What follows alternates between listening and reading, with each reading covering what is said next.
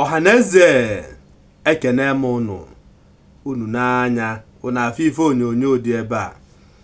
Ihe a ife onyonyo otiegwu a na-akpọ Ayra Starr nke ife onyonyo ọtọ ya gbara n'ihu akwụkwọ ebe ọ na-amị nwoke odogwu ya.